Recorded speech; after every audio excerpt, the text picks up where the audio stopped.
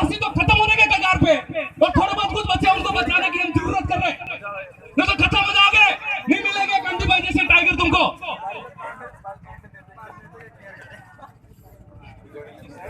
एक वीरू का मोबाइल किसी को दे दिया है, वीरू गोपालपुरा, जिसके भी पास पहुंचा है मंच पर आकर दे दे भाई। वीरू का रियलमी मोबाइल है, जहां की भी मिले इनको पहुंचा दे। सब बैठ जाओ भाई, घंटे भर का और कार्यक्रम है। मेरे बाद प्रोफेसर मणिलाल जी गरासिया, जो इस बिल प्रदेश और बिल कंट्री, जब भारत देश आजाद नहीं हुआ उससे पहले हमारे 4 राज्यों का टेरिटरी था, इलाका था, उसके ऊपर इन्होंने बहुत बड़ा रिसर्च किया है, वो आपको बताएंगे। ये बातें बार बार आपको कोई नहीं समझाएगा, इसलिए आप सब भाइयों से निवेदन है, कृपया करके इतने दूर से हम आए हैं तो हमको जरूर सुने। मैं बात स्टार्ट करूंगा। सबसे पहले शेड्यूल एरिया क्या है, मैं सिर्फ यह काम की बात करूंगा। शेड्यूल एरिया 5वीं अनुसूची क्या है, ये आपको अगर समझ में आ गया तो आरक्षण क्या है, हमारा कल्चर क्या है, हमारा धर्म क्या है, हमारा हक अधिकार क्या है, ये सारी बातें आपको 5 मिनट में समझ आ जाएगी। शेड्यूल एरिया अनुसूचित क्षेत्र 5वीं अनुसूची का मतलब है आदिवासियों का इलाका। आपने डोगरों को रास, आपने डोगरों को इलाकों, ये जो पर्वतमाला बनी है अरावली, सतपुड़ा, विंध्याचल, इस धरती पर सबसे पहले ये पर्वतमाला बनी है, और पर्वतमालाओं के साथ में जो सबसे पहला मानव जो पैदा हुआ है और उस मानव के वंशज है हम आदिवासी, यह है 5वीं अनुसूची।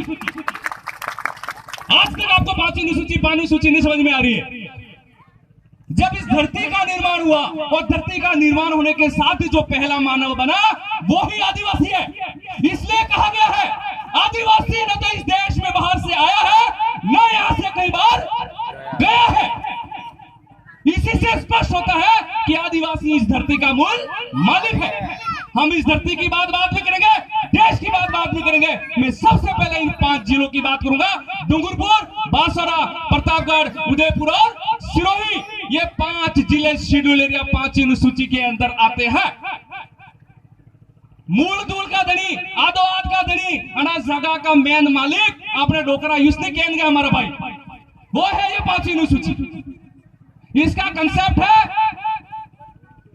कि 1950 से पहले इन 5 जिलों में 50% आबादी आदिवासियों की रहती है, वह इलाका 5वीं अनुसूची कहलाता है। और हमारे देश में ऐसे बहुत सारे राज्य हैं जहां पर 100%, 90 और 80% आदिवासियों की जनसंख्या है, वह 6ठी अनुसूची में आती है। तो इस 5वीं अनुसूची में 100% रिजर्वेशन है। जल, जंगल, जमीन के अलावा थर्ड ग्रेड की सारी नौकरियों में 100% आरक्षण है इस 5वीं अनुसूची में। यह कंसेप्ट है, यह संविधान कह रहा है, यह 5वीं अनुसूची कह रही है। अरे सरकारें कौन होती है हमको रिजर्वेशन देने वाली? अरे तुम कौन होते हो हमको 45 देने वाले, 5 देने वाले, 50 ओपन देने वाले? जब इस देश का संविधान लागू नहीं हुआ उससे पहले संथाल परगना छोटा नागपुर टेंडेंसी एक्ट, जो मात्र 20 साल के भाई और बहन सिद्धू, कानो और भैरव, जो संथाल परगना झारखंड के अंदर आदिवासी जो भाई बहन थे, अंग्रेजों से सीधे लड़ते हुए अपने जमीन के लिए, जल, जंगल और जमीन के लिए अंग्रेजों से सीधे लड़ाए। और ये बात है संथाल परगना वाली कब है? 30 जून 1855 सिद्धू, कानो, चांद और भैरव, और 30 जून 1855 को हूल दिवस मनाया जाता है। और 1855 में, क्या 1855 में भारत का संविधान लागू हुआ? क्या 1855 में देश आजाद हुआ? आप समझो पहले देश आजाद कब हुआ? 1947। संविधान कब लागू हुआ? 1950। जबकि हमको हमारे अधिकार 1855 के अंदर मिल गए थे, और वो दिलाने वाले थे हमारे आदिवासी। जब अंग्रेज हमारी टेरिटरी में आए, झारखंड हमारा टेरिटरी, छत्तीसगढ़ हमारा टेरिटरी, उड़ीसा हमारा टेरिटरी, राजस्थान का दक्षिणी इलाका हमारा टेरिटरी, उसी प्रकार मध्य प्रदेश हमारा टेरिटरी, महाराष्ट्र, गुजरात, पूरे जितने भी आदिवासी राज्य और दक्षिणी इलाके हैं वो सारे किसके इलाके हैं? आदिवासियों के। और ये आदिवासी इलाके भारत आजाद होने से पहले आजाद हो चुके थे। तुम क्या आजादी दिलाते हो हमें? 1855 के अंदर आदिवासी डोकरे हमारे हरिया कामतन ढोल बजाने अंग्रेज की जगह ली थी हमारा भाई। इन जमींदारों से, इन सुखोरों से और इन सामंतों से यहाँ पर अगर आप सारे सरपंच आपके बन रहे हैं, सारे विधायक आपके बन रहे हैं इन 5 जिलों में, उसका एक और एकमात्र कारण क्या है? संथाल परगना से मिला हुआ 1855 में तुम्हारा अधिकार। और इसी की वजह से, इसी के आधार पर, इन बच्चों के बलिदान के आधार पर ही 1874 के अंदर शेड्यूल डिस्ट्रिक्ट एक्ट बना। कौन सा डिस्ट्रिक्ट एक्ट बना? Schedule district act 1874। तब से इस इलाके में 5वीं और 6वीं अनुसूची लागू है। ये लोग हमें क्या आरक्षण देते? अरे ऐसे ये गेंडे नेता अगर विधानसभा और लोकसभा में बोलते तो अभी तक तुमको 100% रिजर्वेशन मिल चुका होता। अरे ये मूर्ख है। संविधान क्या होता है वो पता है क्या? मैं बताता हूं इनके करतूतें क्या है इन किताबों के अंदर। और इसी के आधार पर सीएनटी छोटा नागपुर टेंडेंसी एक्ट 5वीं अनुसूची 1874 मिला। इसी के अंदर आपको right of ownership and right of governance, right of ownership और राइट ऑफ गवर्नेंस, अर्थात हमारे जो डोकरों ने जो अधिकार प्राप्त किया, जो 5वीं अनुसूची हमें मिली, हमारे इन 5 जिलों में जो हमको जल जमीन का स्वामित्व अस्तित्व जो मिला, वह ये कह गया है राइट ऑफ ओनरशिप, अर्थात आदिवासियों पर आदिवासियों का ही अधिकार है। आदिवासियों में किसी दूसरे का अधिकार नहीं हो सकता। यहां तक आदिवासियों पे सरकार के भी सीधे कानून लागू नहीं हो सकते। ये संविधान की 5वीं अनुसूची कहती है, 6वीं अनुसूची कहती है। अगर आपने संविधान को पढ़ा होगा, पॉलिटिकल साइंस को पढ़ा होगा, तो टोटल 12 अनुसूचियां और उनमें से 5 और 6 2 अनुसूचियां तो केवल और केवल पूरे देश के आदिवासियों के हक और अधिकार की बात करती है। क्या तुमने पढ़ी? क्या हमारे विधायकों ने पढ़ी? क्या हमारे गेंडे नेताओं ने पढ़ी? क्या सरपंचों ने पढ़ी? क्या इन एमपीओ ने पढ़ी? हरामखोरों ने? अगर ये 5वीं और 6वीं अनुसूची संविधान के अंदर पढ़ते तो ये नौबत नहीं आती। आज मेरे को शायद इतना गला फाड़ के बोलने की जरूरत नहीं पड़ती और तुमको इस पंडाल में बैठने की जरूरत नहीं पड़ती। लेकिन विडंबना है, लानत है, हरामखोर विधानसभा में बैठ करके अमेंडमेंट ला रहे हैं और हमारे आरक्षण को बेच रहे हैं। हमारे डोकरों ने जो जल जमीन का 100% रिजर्वेशन जो प्राप्त किया था, उसको एक एक करके इन नाला कांग्रेस बीजेपी के नेताओं ने बेचा है, इन गेरों को बेचा है। अपने गांधी भाई वो भी नहीं सुनेंगे, क्योंकि इन हरामखोर नेताओं की गलतियां हमको भुगतनी पड़ रही।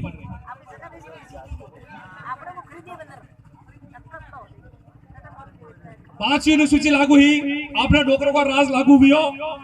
अणाबाद एक और हमारे समाज का बहुत ही धुरंधर 25 साल की उम्र में शहीद हुए भाई, उसका नाम था बिरसा मुंडा, महामानव, क्रांति सूर्य, आदिवासियों का भगवान, गांधी से भी पहले का गांधी, धरती आबा बिरसा मुंडा।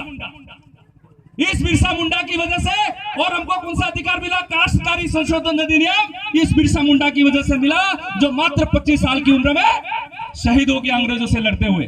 तो ये अधिकार किसने दिलाया? कांग्रेस ने दिलाया क्या? बीजेपी आ लिया? कांग्रेस आ लिया? फिर पार्टी आ लिया? वो बात करो थे है? और क्यों बीजेपी वाला युग और भैरव सिंह शेखावत हंगड़ा लिया, तो हंगड़ा सरपंच भैरव सिंह शेखावत की वजह बढ़ गया, और फिर राजीव गांधी की। अरे मूर्खों, ये 100% रिजर्वेशन जो आपको है ना राजनीति में और नौकरियों में और जल जंगल जमीन का, वो ये बिरसा मुंडा और ये जो छोटे मोटे चांद भैरव दिला के गए आपको। अरे तुम तो बचा नहीं पा रहे हो मेरे भाई। बीजी बात है जनसंख्या और हमारा धर्म पे चुंकी मणिलाल जी पूरी बात करेंगे, कांति भाई रोहत ने बहुत सारी बात बता दी, लेकिन मैं आपको बता दूं 1881 में अपनी जनगणना भी अपने आदिवासियों की ने 1950 में बंद कर दी थी। बाहर हंगड़ की जनसंख्या वेरियन हंगड़ों को धर्म है, हिंदुओं का अपना धर्म है, मुस्लिमों का है, सिख का है, ईसाई का है, और हमारे देश में मात्र 1% जैन है, फिर भी उसका धर्म अस्तित्व में है और वो धर्म के लिए कुछ भी कर जाते हैं। तो मुझे को ना देश में अपने भारत की संख्या में 12% रुपया में की 12 आना, तो अपने धर्म खड़े को मार पाई है। खड़े धर्म में को थोड़ा हिंदू में हो, थोड़ा मुसलमान में हो, थोड़ा सिख में हो, थोड़ा ईसाई में हो, तो क्या धर्म खड़े को? अरे हमारा आदिवासी धर्म है, आपने डोकरों को धर्म, प्रकृति पूजा, आदू धर्म, डोकरा घेर गए आदू धर्म, जेमड़ा फेरा को धर्म, वनवासी कल्याण में फेंका, आरएसएस में फेंका। आरएसएस का पूरा नाम क्या मुझे कोई बताएगा आप से? आरएसएस को पूरा नाम क्या मैं भाड़े को भाई? राष्ट्रीय स्वयं सेवक संघ। क्या है?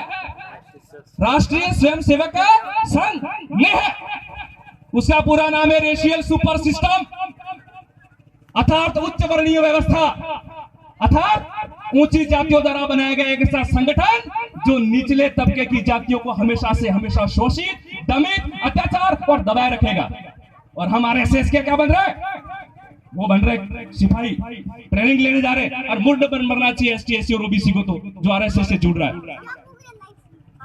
तो उस समय 1881 में हमारी जनगणना जब शुरू हुई, उस समय हमको एबोरिजिनल कहा, एनिमिस्ट कहा, इंडिजिनस कहा गया, ट्राइबल रीजन कहा गया। जब 1950 तक आपने अलग धर्मों ट्राइबल रीजन, तो 1850 बाद खत्म क्यों कर दिया? वो इसलिए खत्म कर दिया कि आने वाले समय में आदिवासी एक नहीं हो जाए। आप एक नहीं भेजेंगे धर्म के नाम पे की, मुसलमान धर्म के नाम पे एक भेजा है, ईसाई धर्म के नाम पे एक भेजा है, जैन 1% है जो भी धर्म के नाम पे एक भेजा है। तो इनके ये था कि आदिवासी बोलो हैं, गामड़ों में रहे, अदर को धर्म खत्म कर दियो ताकि थोड़ा वोटे फैसे, थोड़ा वोटे फैसे, थोड़ा का वोटे फैसे उनके जगह पे बदले ले, और उनका जोरों जाल जंगल जमीन इनको छीन, हम छीन लेंगे ऐसा।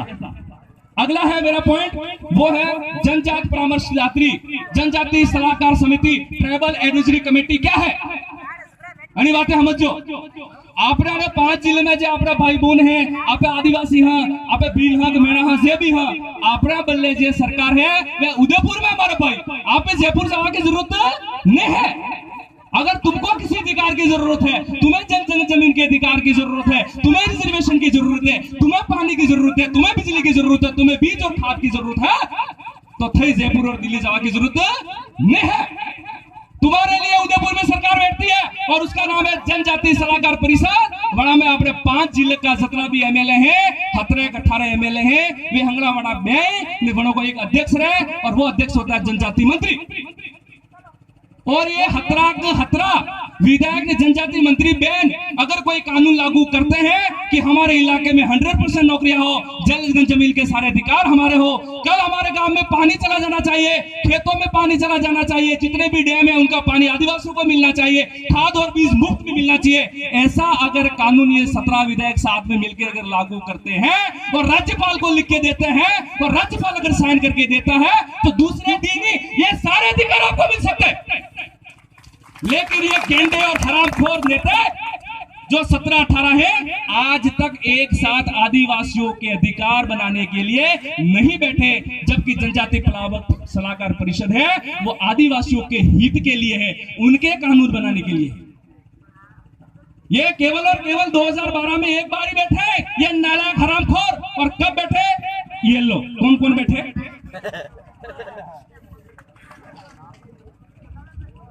पूरे 70 सालों में जनजाति सलाहकार परिषद बनी, संविधान बनने के बाद, लागू होने के बाद 1960-70 में बनी, तब तक हमारे एमएलए किसी भी क्षेत्र के एमएलए हो साथ में नहीं बैठे, एक बार ही बैठे, और वो किसके लिए बैठे?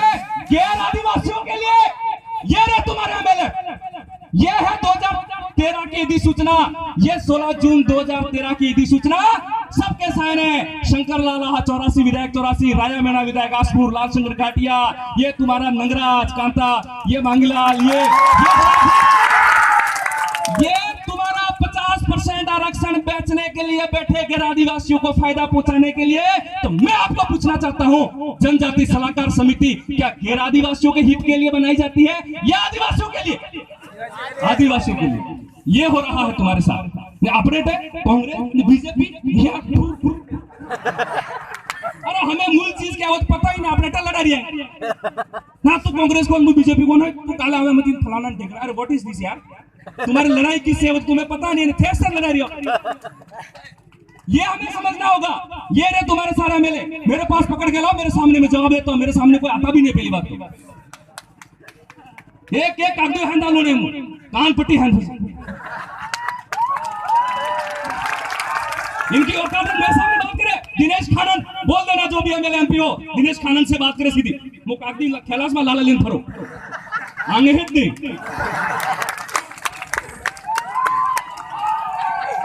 2013 में कबड़ा किया, 45 एसटी को, 5 एससी को 50% ओपन कैटेगरी रखना, अर्थात तो ओपन कैटेगरी नहीं रखा, बल्कि जनरल वालों के लिए सीधा सीधा आरक्षण लागू कर दिया।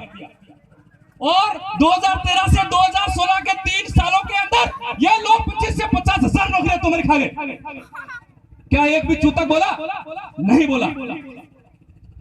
इसके बाद हम हाई कोर्ट में गए, 2.5 लाख रुपए लेकर के हम गए, हम कर्मचारी लोग, तुम्हारे लिए हर लड़ाई कर्मचारी लड़ रहा है, क्या तुमको मालूम है? कुछ सरपंच ऐसे होंगे जो जानकार होंगे बेचारे, कुछ आप में से बेरोजगार भाई होंगे जो आदिवासियों की पीड़ा को समझते हैं, 1-1 रुपया इकट्ठा किया जैसे अभी किया।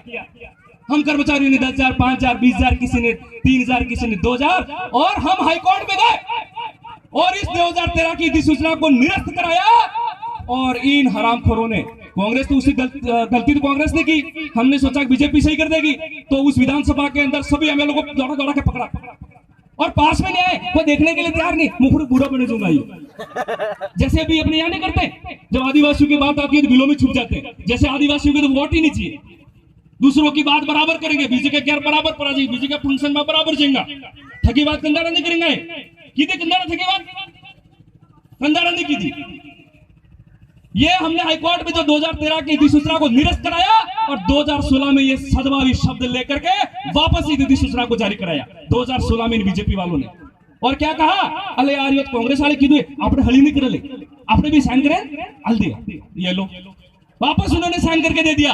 और वो 50% यथावत उन लोगों के लिए फिर से क्या हो गया, सिद्ध हो गया। और वो मार है ना, वो 50% आरक्षण, वे पसारोटा आज भी वे लोग ठहरे हैं, आप आज भी बीते रही है। और उसका प्रभाव, उसका दुष्प्रभाव, उसका दुष्प्रभाव आज की पुलिस भर्ती में देख लो, पटवारी की भर्ती में देख लो।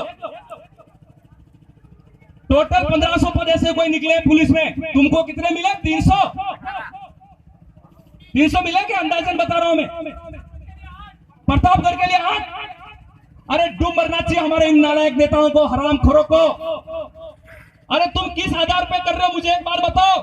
हम तुम्हारा अगर हमारे सामने बात करने की औकात है कीजिए। रिक्रूटमेंट क्या होता है, बैकलॉग क्या होता है, हमारे से समझिए। हम संविधान की एक एक भाषा, एक एक बिंदु को हम जानते हैं। तुम्हारी औकात है हमारे से बात करने की? क्या होता है रिक्रूटमेंट और क्या होता है बैकलॉग? कितनी सीटें खाली है जनरल की, कितनी सीटें खाली है एसटी की, कितनी सीटें खाली है एससी की, कितनी सीटें खाली है ओबीसी? क्या ऐसे भर्ती होती है हरामखोरों? तो ये अधिसूचना कहां गई?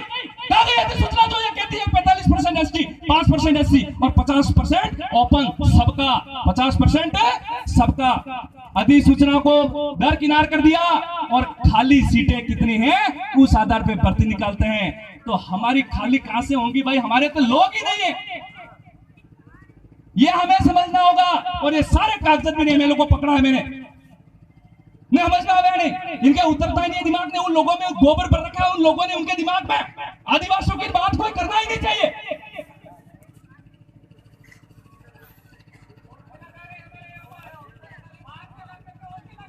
हाँ फिर बात याद आ गई, अरे गलती मत गलती की दियो भाई, वो फिर थे कह रही हो।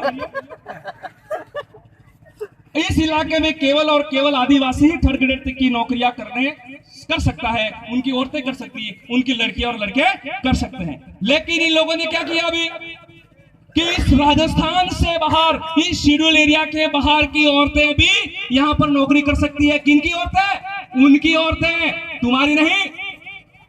तो फिर तुम्हारी औरतों और बेटियों को नौकरी कहां से मिलेगी मेरे भाई?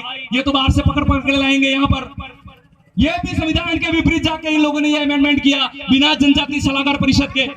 इस शेड्यूल एरिया में कानून तभी लागू होता है जब यहाँ के 17 विधायक मिलकर के कोई कानून बनाते हैं और राज्यपाल साइन करते हैं, तब जनजातीय सलाहकार परिषद के बगैर कोई कानून यहाँ लागू नहीं हो सकता। लेकिन ये लोग, हमारे गेंडे नेता जो विधानसभा में खाली तंबाकू मारे, बीजू कई काम दिख रहे।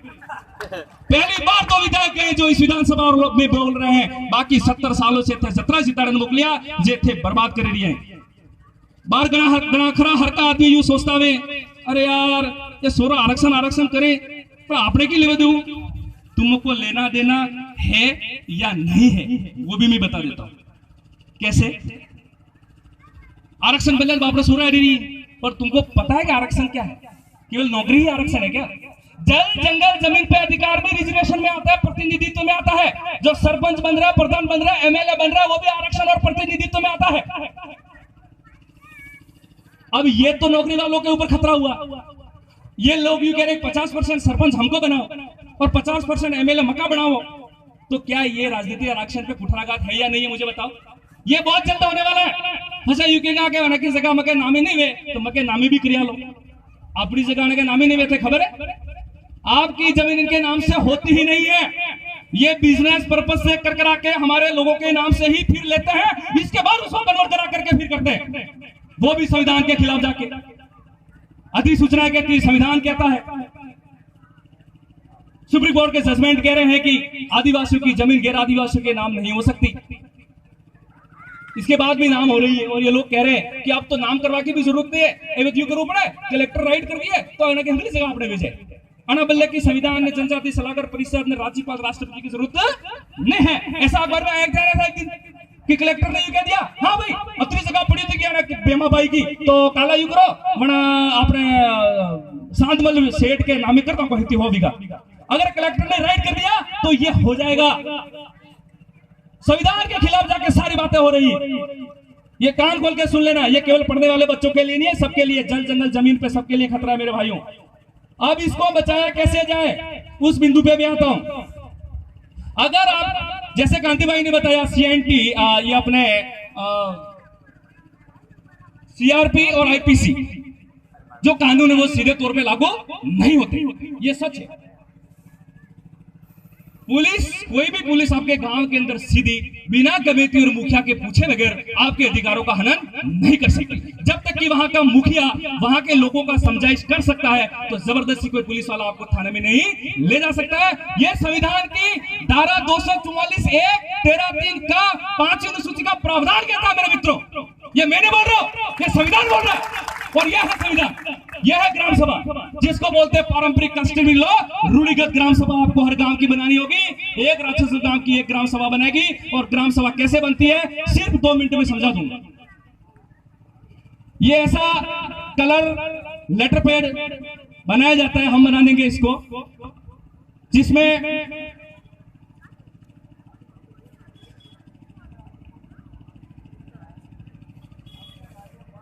ये रहा लेटर पैड। ये जो आपके गांव का मुखिया है, खड़ा कमेटी बनाओगा या जो भी आप बनाओगे, ये लेटर पैड है, इस पे आप लिख के दो थाने में। जिसको लिख के देना है उसको दो, कलेक्टर को लिख के देना है, जिसको भी हमारे गांव के अंदर सुलह हो सकती है। और इन अधिकारों को लेकर के हमारे गांवों के अंदर बात हो गई है। आपका हस्तक्षेप में हमें पसंद नहीं है। जब तक कि गांव का मुखिया नहीं कहेगा तब तक वो हस्तक्षेप नहीं कर सकता। यह है 244(1)(13)(3) का इंडिजिनस और वहां के मूल निवासियों के अधिकार उन्नति कल्याण के बारे में। और ये है 100 लोगों का सदस्य। ये पूरा ऐसा फॉर्मेट आएगा जो उस ग्राम सभा के सदस्य बनेंगे। एक स्टाम्प आएगा 50 रुपए का, उस स्टाम्प की भाषा हमारे पास है, उस पे ग्राम सभा बन गई ऐसा लिख के एक मोहर मिलेगी, उसका साइन करके सीधा राष्ट्रपति कार्यालय भेजो। राष्ट्रपति उसको पढ़ेगा, 15 दिन बाद साइन करके उस ग्राम मुखिया के घर पे लेटर आएगा कि आपकी ग्राम सभा संविधान के अनुरूप वैलिड है। कैसे अधिकार नहीं बनते, कौन बताएगा? ये पैसा एक्ट पढ़ाते हैं, 1996 का पैसा एक्ट पढ़ाते हैं। और पैसा एक्ट के मालिक कौन है? गैर आदिवासी। अरे पैसा एक्ट से भी पहले की रूढ़िगत ग्राम सभा कौन बताएगा तुमको? पैसा एक्ट में तो बैक दरवाजे से उन लोगों को भी अंदर डाला जाता है। ये बातें कभी कोई नेता नहीं बताएगा आपको, क्योंकि उसको तो वोट चाहिए आपके। क्यों बताएगा मेरे भाई? ये तो हमारे जैसे बताएंगे बेरोजगार, क्या करें अब? हमें कुछ नहीं मिल रहा है ये मीटिंगें करने से। किसी को ये लगता होगा कि यार अने की मकतूबेगा नहीं, हम इस समाज के लिए हमारी कुर्बानी दे रहे हैं मेरे भाइयों। मेरे खुद का एपीओ हुआ है, मेरे 4 से 5 ट्रांसफर हुए हैं मेरे भाई। और किसी को करना है तो कर लो। लेकिन मैं सच बोलने से कभी बबर जी कहते हैं ना, सच तो बोलूंगा। और सच बोलने के लिए जितनी यातनाएं सहनी पड़ेंगे और सहेंगे, और सच में वो ये संविधान और सच है। संविधान के अलावा इस देश के अंदर दूसरी कोई भी पवित्र पुस्तक नहीं है, कोई पवित्र पुस्तक नहीं है। तुम जितने भी तुम धार्मिक किताबें पढ़ लो, कुरान पढ़ लो, शास्त्र पढ़ लो, हो राइट सिर्फ और संविधान। सिर्फ संविधान ने तुमको जिंदा रहना सिखाया, जिस संविधान ने तुम्हें बोलना सिखाया, जिस संविधान ने तुमको समानता का अधिकार दिया, जिस संविधान ने तुम्हें पढ़ने का अधिकार दिया, वो ही एकमात्र तुम्हारी पवित्र पुस्तक है। एकमात्र थकी सौंपड़ी है, विजित थक है, एक सौंपड़ी नहीं। दूसरा है जोहार। क्या है? बहुत सारे लोग जोहार का विरोध करते हैं। बस जोरबासी, आपने डोगरा कहता जोरबासी, सरवर गोलबाजी बार भी के जोहार जवार जवार कालत सारी वावा आपने ये वाड़ी वावा जोर जवारो।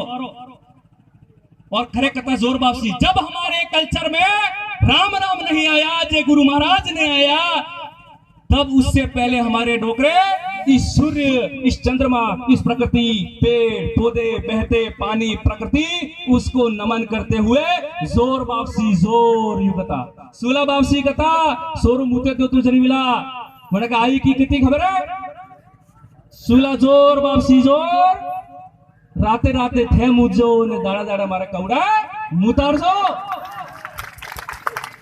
और वो संबोधन था जोर वापसी। ये जोर वापसी वही जोहार है, और जोहार एकमात्र ऐसा अभिवादन है जिसको अभिवादन की डिक्शनरी के अंदर जगह मिली हुई है। मेरे मित्रों देख लेना, हिंदी की डिक्शनरी उठा के कल ही देखना घर पे जाके, और उसमें लिखा होगा ज के ऊपर जोहार, और उसमें लिखा होगा कि भारत देश के आदिवासियों का अभिवादन। उस डिक्शनरी में आपको राम राम नहीं मिलेगा, उसमें जय सिया राम नहीं मिलेगा, गुरु महाराज नहीं मिलेगा, एकमात्र अभिवादन जोहार मिलेगा। कहीं जोर वापसी कहते हैं, कहीं जोहार कहते हैं। ये जोहार है मेरे मित्रों, और जोहार का मतलब है साक्षात इस कुदरत और इस प्रकृति की जय। क्योंकि आपने डोकरा जान लिया है कि दानो वेद खवाए, पानी वेद पीवाए, वारो वेद जीवाए। ये अपने डोकरा का अतरे के धरणी माता की जय हो, वैगा उठता तो पगे पड़ता जगा के। वो लोग सुबह उठते मंदिरों की तरफ आते हैं, हम सुबह उठते ही धरती माँ को दंडवत प्रणाम करते हैं। और बाद आपने वापसी ने सीरा वापसी मैंने पगे लगा। ये है हमारा कल्चर। हम मूर्ति पूजक नहीं है, हम सीरा पूजक हैं। ये बातें हमें समझनी होगी। हम किसी दूसरों के देवी देवताओं का विरोध कभी नहीं किया। मैं तो ये कह रहा कि भाई मक्के पढ़ो के केलू पढ़े रही है तो बिजिया ने टिक रखा ले रही हो मक्के हुई कब हुए। हमारे कहने का मतलब क्या है वो तुम समझ नहीं पा रहे हो, हमारी व्याख्या तुम गलत करते हो। पैर खड़का सिरा वापसी उसको पूछो, क्योंकि संविधान में स्पष्ट रूप से लिखा हुआ है कि आदिवासी अपने पुरखों की सेवा सिरा वापसी के रूप में करते हैं। उनका अपना मंदिर और परवाह होता है। बात है बीजे के मंदिर के जाओ तो जो ने बेटा की डेंगला हलवा की जरूरत नहीं मारा भाई, तो बीजे के खोड़ा में फेटा हो अतरिस्त के जगह जा रही दौड़ाकर दौड़िया बाबा की जगह है। वो बाबू रुद्र वाहिनी संघ वाला वो नांगा बाबा साला है? अरे हम तो वहां के लोगों को, स्थानीय लोगों को कहना चाहते हैं तुम्हारे वो दौड़िया बाबा की जगह है तो दौड़ाकर थको है। और वो क्या कहता है मालूम है आपको, वहां पर सबसे बड़ा दुनिया का शिवलिंग लगेगा, 5000 चंदन के पौधे लगाऊंगा और 500 करोड़ रुपए रातों रात कमा दूंगा। क्या वो क्या वहां पर हमारे देवी देवताओं की पूजा करने आ रहा है? क्या हमारे कल्चर को बचाने आ रहा है? वो सिर्फ और सिर्फ वहां पर पैसा कमाने आ रहा है। इसलिए ध्यान रखना, जितने भी ये देवरी, ये जो बड़े बड़े मंदिर बने सब कमाने के धंधे हैं, और वहां पर आसाराम, राम रहीम और ऐसे लोग निकलते हैं मेरे भाई। अरे आप पड़वा में बेवाड़ा ओतरवाड़ा डाक बजारवाड़ा अतरे डाक बजारो ने ओतरो ने मस्तरो माने वापसी ठोकाए। माने वापसी में एक भी बामण ने बेमुसावे काले की कान खोले हमले ले जो हरण माता अपनी है। इन लोगों ने उसको आशा पूरा बताई और चौहानों की कुलदेवी बताई। वो हमारे आदिवासियों की कुलदेवी है, वीजा है नाबरों की कुलदेवी है। केसरीनाथ जी तुले वापसी मारो है हमारा है कहने का मतलब, उसको रिश्तेदार बनाया। अगर माना वापसी में नहीं जागे तो ये आदिवासी का कुल देवी खत्म हो जाएगा। अतरे को ओतरो सोरो खुद पंडावो हमलो पारा पाई थे खुद करो तो भी आदिवासी कल्चर बचेगा। धीरे धीरे शने शने तुम खत्म हो रहे हो, तुमको पता नहीं चल पा रहा है।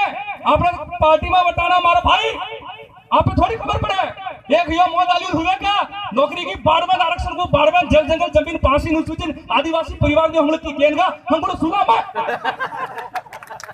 जागो मेरे भाई जागो, मुझ हिक्की हवा ढुकी बात करो, सीधी बात नो बकवास। इसलिए लास्ट मेरी एक बात है,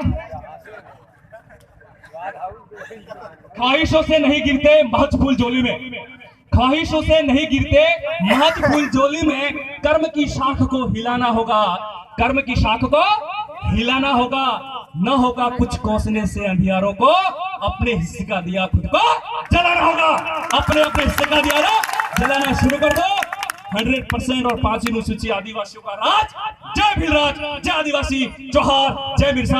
आप सब दारिया बरोड की धरती के मेरे भाइयों और बहनों, माता बुजुर्गों, बड़ीलों को खूब खूब सादर प्रणाम, धन्यवाद, माफी चाहूंगा अगर कुछ जोरदार बोल गए। हाँ भाई एक कागजी फिर आली में मैं सपना थाकेगा मार बैठे की बात करूंगा। हम कर्मचारी हैं, हमारा आधा सैलरी समाज में जाता है, मोटरसाइकिल में पेट्रोल से फुटेजा करने लग गेड़ लेने से स्थिति है भाई। जो कोड फेरी हुई अलग बात है, कोड भी करेगा आदमी फेरे थी तुझे ये स्थिति है भाई हमारी। क्या बात करो, गांधी भाई को पूछो, बोर भाई मणिलाल जी को पूछो, इनको पूछो हमारी स्थिति क्या है। हर रोज मीटिंग, मैं सुबह वासना मीटिंग करके सीधा यहाँ पर आया और हमको क्या मिला भाई, मैं की मिल रही, हमको कुछ नहीं मिल रहा है। हमने संविधान को पढ़ लिया, हमने 5 अनुसूची को पढ़ लिया, तो हमको ऐसा लगा कि हमारे सोए हुए आदिवासियों को जगाना चाहिए, इसलिए हमने तन मन और तन से हमारा जीवन कुर्बान कर दिया हमारे मित्रों। मैं मजाक नहीं जी। दूसरा है फिजूल खर्ची नहीं पाई। हमारे समाज में सबसे ज्यादा हमको बर्बाद किया फिजूल खर्ची ने। हमारे उधर हमने कपड़े बंद कर दिए, फालतू विवाह वाजन मरण में क्षेत्र कालती की बंद करो, जीवे जोगा कोई थे बसावे नहीं सकेगा हमारे भाई।